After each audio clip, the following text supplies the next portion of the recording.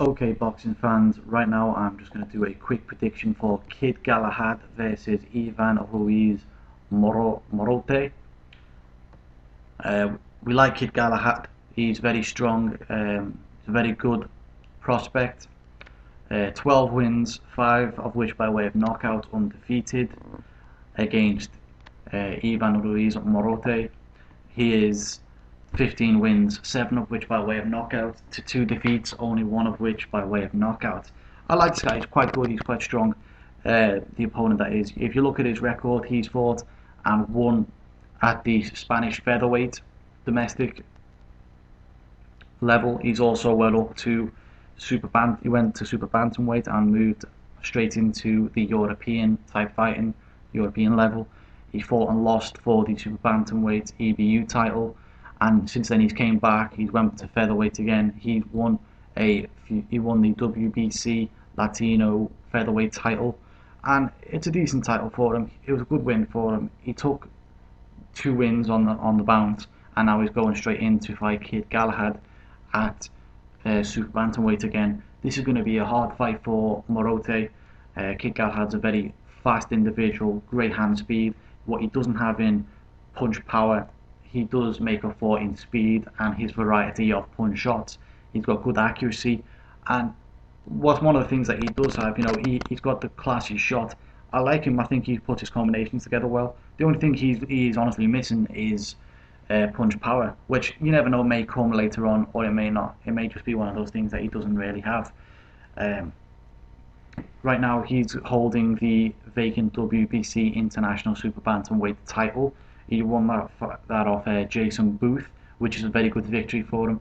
Jason Booth is a very seasoned, very strong domestic level fighter who's went all the way up to fight for the IBF Super Bantamweight title. So he's accomplished in his own way. He's held every title out there except for the world title, Jason Booth.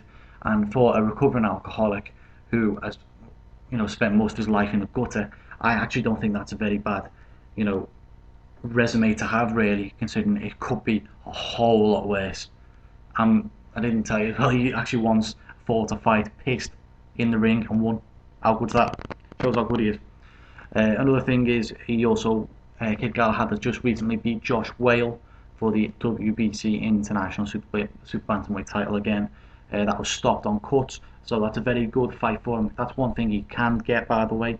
His knockout percentage may go up, now that he's doing 12-round fights, because one, his punches will feel more in the later rounds, but also he's got a great chance because of his accuracy and his combination punching that he will cut his opponents, and the referees may think, that's it, it's over based on the cuts, and that's something that you could end up doing in this fight too. I'm not sure if this is a 12-round fight. I would only assume it is.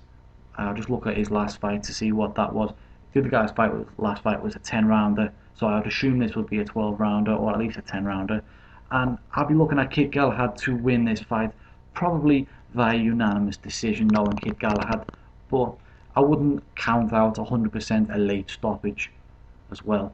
This is a good fight for Kid Galahad. He is on Channel 5, which is great for him, and that people will see a lot more of him. He's a nice character.